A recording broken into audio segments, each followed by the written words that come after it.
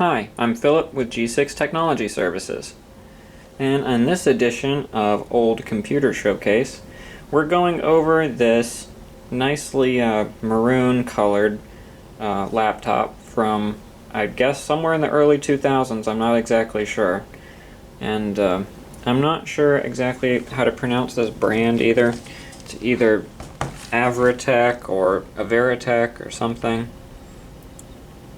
So anyway, I actually had a laptop a long time ago that was made by the same company. It was very small. If you can't tell, this is not a big computer. And it wasn't this one, it was silver, and I think it was actually a little bit bigger than this, but it worked pretty well, and I liked it. That was my very first laptop, actually, and I probably would still have it, not obviously using it, but still be around somewhere, but unfortunately it was, well, I guess kind of stolen. I let somebody borrow it and they never brought it back, but anyway, lesson learned there. But we'll just go over some of the ports and the exterior of the machine, and then we'll power it up and we'll see if it boots up. So on the top, actually, we'll just start here. There's, I'll try not to lean over it and cast a shadow, but there's something, oh, I don't know what that is, some kind of multimedia button maybe. It looks like there's a music note. So, don't know, looks like speakers here, and then we've got our power button right there, and a nice little crack in this hinge plastic. But hinge still seems like it's okay, so I guess that's not a huge deal. Then if we flip it over, we can see we have a little panel right here that pops down and exposes an Ethernet port, a telephone jack for a modem, and we have a FireWire. So that's interesting. Nothing really today comes with those. We've got a nice DVD-ROM drive. Oh, actually it has, it's rewritable also, so it doesn't really want to focus there, but there we go, DVD-ROM and CD rewritable. And it looks like we have our blank in here for our expansion card. Yeah, there's nothing actually in there, it's just a filler. Then on the front is where we've got a Wi-Fi on and off switch. That also dates the computer. I haven't seen anything with the physical on-off switch for the Wi-Fi in a long time. And then on the right side, we've got our SD card reader, microphone, headphones, 2 USB ports, which are probably going to be USB 2.0, a VGA port, and our security port. And in the back, have our charger port, our DC barrel jack, nothing else. So I think we'll go ahead and get it plugged in, and the card came out again. We'll get it plugged in and try to power it up and see what happens.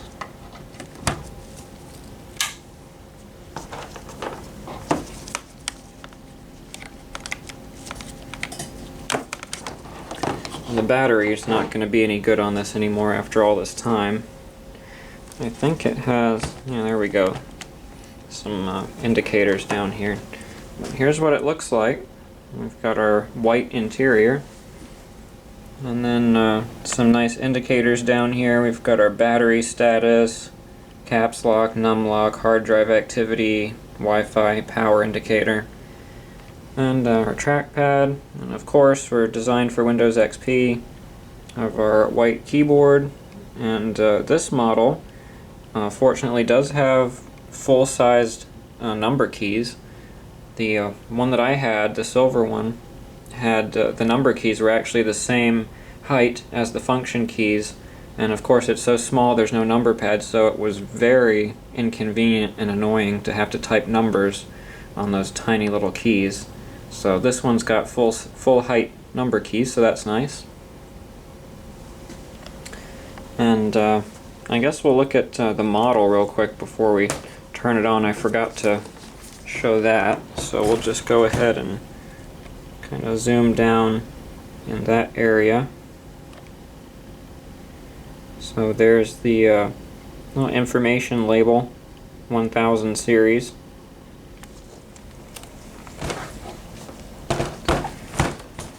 And we'll see if we can get this thing to start up. There we go. Some American Megatrends BIOS. We've got the error message at the bottom. Looks like our BIOS battery is dead and it doesn't have the time and it's lost some other settings, so we'll just hit F2 to load the default values. And we've got Windows XP. Meanwhile, I don't know if you can hear it, but that hard drive does not sound very healthy.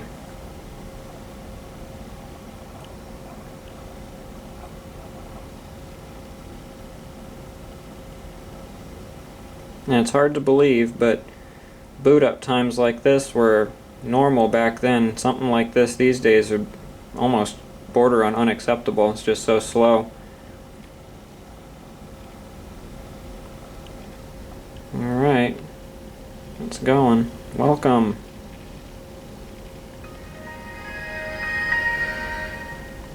Music to my ears. And there we go. We've got our desktop. Oh, complaining about something. But we've got our desktop, our traditional Windows XP theme, and I'll just go ahead and make sure that there's nothing sensitive that's going to come up on the screen, and then we'll go ahead and check out my computer and properties and see some of the specs. Okay, so it does have the previous owner's name in the registration section, so I'm just not going to put that part on the screen, but we can see here it's our Averatec or Averatec or whatever 1000 series with an Intel Celeron M processor at 1 GHz, and I believe that's just going to be a single core, and we've got 500 megs of RAM. So as you can see, not a very capable computer, but probably would have been just fine for doing basic things in Windows XP back in the early 2000s. So let's go ahead and we'll get out of here and go into my computer and we'll just see how big the hard drive is and how much has been used up. Alright, so we've got my computer, so we'll go over to our local disk C, and it's already popping up here. We've got 37 gigs free total, size 53. That trackpad button doesn't want to click for some reason. It's unhappy about something else. I don't know why it keeps beeping at me. But yeah, it looks like it's a, I don't know, 55, 60 gigabytes. I don't know how big it actually is, but more or less 50 gig capacity. And that's just what you can expect with Windows XP. It's got a full installation with a bunch of programs on it, and we've only got 15.7 gigs used. So that's just goes to show how lean things were back then. Now I think Windows 10 probably would take up 15 gigs at least just by itself. So anyway, that's the hard drive. I'll look and see if there's anything else to look at on here. Maybe we'll pop into Device Manager. Alright, so here we are in Device Manager, and I've already expanded some of the things that may be worth looking at. And here we can see our Fujitsu hard drive. That's a brand I don't really come across too much. And then our Intel integrated graphics, our standard things. This thing keeps beeping at me, it is not happy. Our PCI modem, network adapters, wireless G, of course, wireless adapter, fast Ethernet, of course. Even some computers you buy today don't even have gigabit Ethernet. We've got our PCMCIA adapter slot that doesn't have anything in it. Our single core Celeron processor, SD card controller, and then didn't really bother with the rest of this because it's just going to be all the standard integrated things. I guess we can take a look at the audio and see. Yeah, nothing really to look at there. Just all your standard integrated things. This is probably was a very basic computer, and probably did the job for the owner, and then they grew out of it and got something else. So let's just shut it down, and we'll let it sing us the Shutdown Song, which I guess is just the log off. I don't think it actually has a separate sound for shutdown. And of course it beeps again.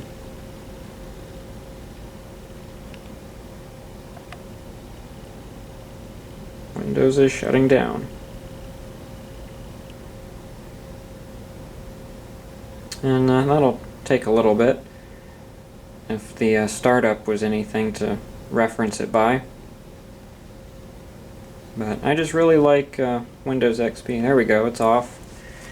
I really do like Windows XP. I think it has a very pleasant looking interface, and I like the sounds and everything. Obviously it's very outdated by now. I think it would be really cool if Microsoft would just put together a theme pack that let you transform your Windows 10 installation into Windows XP, just to make it look like it. Well, let's look at this power adapter, I guess, while we're here. So it's just got your standard 2-prong North American plug on one end, then your standard DC barrel jack on the other end. And then let's look at the data plate on here. So this power supply was made by Lite-On, so that's nice. Output 19 volt, 3.42 amps, and it's a worldwide adapter, 100 to 240 volts, 50 to 60 hertz, so you just have to put a new plug on here that comes off. You just need a new mains plug, and you can use this anywhere. We've got Lite-On again. Here's the same information that was over here, but it's over here too.